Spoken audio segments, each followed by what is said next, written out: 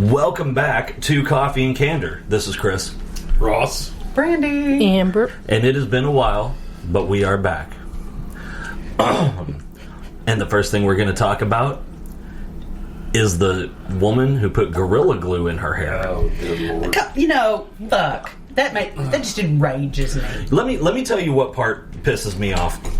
It's not that she put Gorilla Glue in her hair because, an idiot's born every minute. It's your hair. Whatever. Yeah, you do what you want. It's not that she went to the ER because After weeks. Yeah, I want to say it was 4.5 weeks or something. Yeah. It's not that she knew better, clearly, because she had used it on like a Christmas project or something. Yeah, she said she'd use it at the house, so she knew what it was. Yeah. What? Yeah, because somebody got all butthurt with me and tried to tell me I was insensitive. And, if there's a product that looks like that, I'm like, shut up. You know what? If you put fucking Gorilla Glue in your hair, you're right. I am insensitive. You're a fucking moron 100% of the time. Tell me how the rest of your life is, please. Well, they were like, it didn't say not to put on your hair. But it said don't let it touch skin. Your hair's attached to your skin, moron. This is why we have things that say don't use hair dryer while you're in the bathtub. This is why curling irons say for external use only. Ooh, That's why. Lord, heat it up. We're going to have a hot time tonight. What burns my ass is that some fucktard did a GoFundMe for this stupid bitch. I think she did it. Yeah, she did it herself. Well, my statement stays the same. And motherfucking celebrities were lining up to throw money at her. I don't know that celebrities donated. They were giving her tips on what to do. Celebrities were giving her fame. Well, because Beyonce, I know, sent her hairdresser to fix her. That's probably $5,000 an hour, and I'm sure Beyonce comped it and all that. Oh yeah, oh definitely. And it was because something tells me if you're dumb enough to put Gorilla Glue in your hair, Beyonce's hair baby. Yeah, you're probably not rolling in the dough. Is what I'm saying. Well, and the thing is, when she first posted it, because she posted what she had done on TikTok, and because that's the place to do it. Well, she was looking for advice. Yeah, she was looking in for advice. She was looking for 15 minutes of fame. I think so too. But anyway, she posted on TikTok.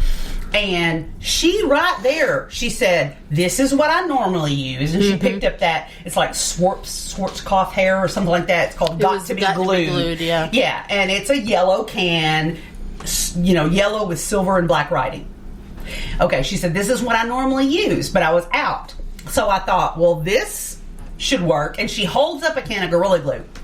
I'm thinking the Got to Be Glued. Does she actually think that's glue? Yeah, that's like their marketing slogan. Fucking stupid. Well, so here's the they're saying it holds like glue, not that it is glue. Here's the easy way to make that differentiation. You get one in the hair care aisle and one in the fucking hardware section. Yeah, that's what I was saying to people. I'm like, before I knew, before she said that she had used this around Christmas for stuff, so she knew it was like industrial glue. I was thinking when people were like trying to stand up for her, I'm like, she didn't go buy this in the hair aisle. No, they she don't went to sell fucking it there. Lowe's. That's on the other side of the store. If you're in Walmart, and they do that on purpose. It's not like you're gonna go one aisle too far and fuck, I've got super glue in my hand. That's not how that's designed. And then because somebody tried to shame me, and I had, because it enraged me so much the first time I saw the video, I saved it. Because you can just download a video to your phone on, if they allow it. And I do it sometimes for craft tutorials or recipes. And I was like, we're going to talk about this. So I saved it. And that was before it kind of blew up. Mm-hmm. So when it did blow up, I said on somebody's post, or maybe it was Channel 11 or something, and I was like, she gets zero sympathy from me. Come on, that's the dumbest thing I've ever fucking heard. And they were like, and they tagged this, showed me this product. Oh yeah, I've seen this product versus this product. This one's to eat, this one's for something else. Okay, if you're 5, I can understand getting the two confused. You're a grown woman with 4 children. Well, okay, we have seen one time that like one was a food product and one was a poison, and they were identical except for one word. That's the kind of things that they were doing. But this wasn't that. What they were showing with me is they were showing different products. You're talking about like the floor cleaner, like Fab stuff that looked like a juice string. Yeah.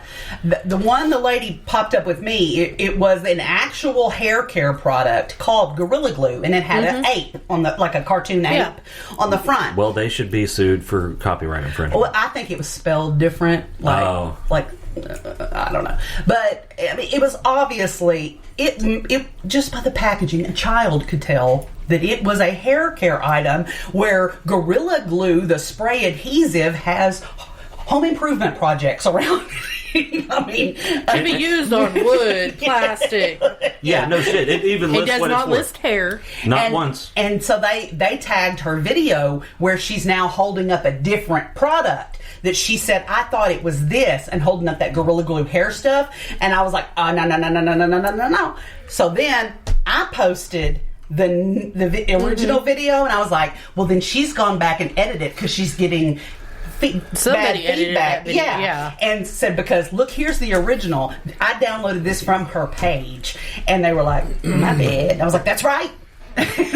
You're fucking right, it's your bad. People kept getting on to me about the same thing, the Gorilla Glue hair stuff. I'm like, okay, she did not go to fucking the hardware aisle and get this and then get home and be like, oh, this must be for my hair, and stick it in her bathroom. Yeah, no.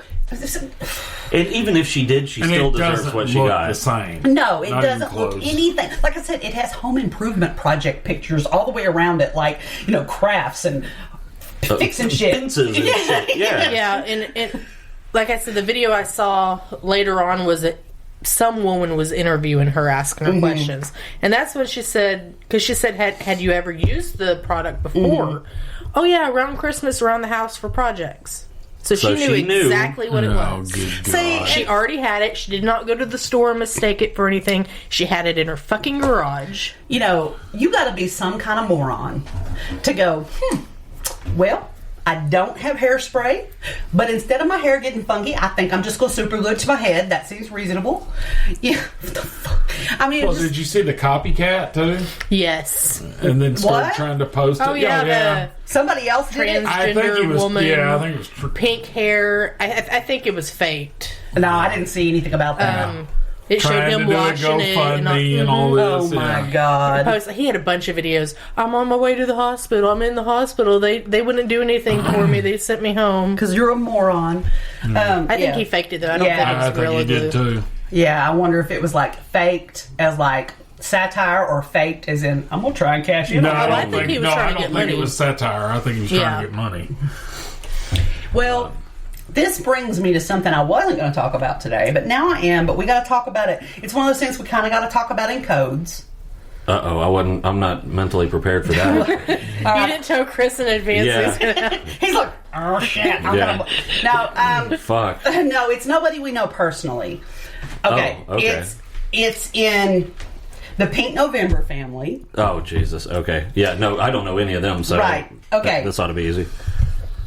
One of the band members, who I have a great deal of respect for, but I also realize when your little woman wants something, sometimes it's easier just to do what your little woman wants. Most of the time, yeah. Especially if your little woman is kind of a raging bitch. I said that on the deal. I've met this person in person. She was a raging bitch.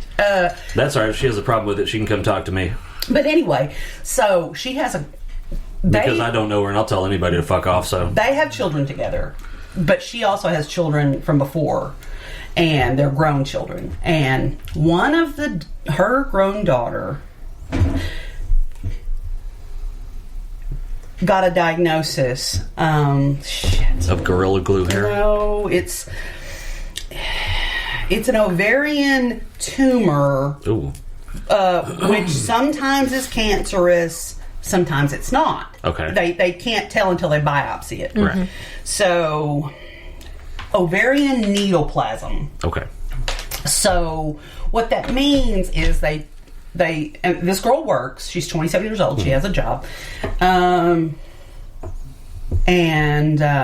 they took her in Wednesday, and they went in and they said, okay, we're gonna do like a partial for sure. This ovary fallopian tube that has the tumor attached to it has to go, because if it's not cancerous now, if we leave it, it will be. So, and then based on what we see, if we see in there any other suspicious nodules, we may take everything and do a full complete hysterectomy at 27. Now, does she have kids? No. Okay. She does not. Oh man.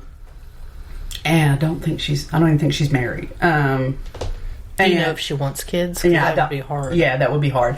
And so what ended up happening, I don't think, they haven't announced if they have the test results back on like the biopsy they did, but they did only have to take half. So they did a partial hysterectomy. And they couldn't, like when they got in there, they said, sometimes we get in there and we're like, oh no, this is already cancerous. But sometimes they're like, and so then they just have to wait. And so right now they're waiting. But in the meantime, so she's doing really good. It was able to be a very non-invasive surgery, so that's positive. She'd had that, like like I did the 5. Right. So here's what I'm trying. For people that don't know what the 5 is, you're talking about an orthoscopic surgery. Laparoscopic.